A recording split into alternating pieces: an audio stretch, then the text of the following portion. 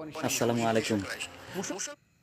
আমার প্রিয় মুসলমান ও হিন্দু ভাইরা, একটু দেখেন এই আমার হিন্দু পণ্ডিত মশাই কি বলে, একটু মন দিয়ে শুনবেন সবাই।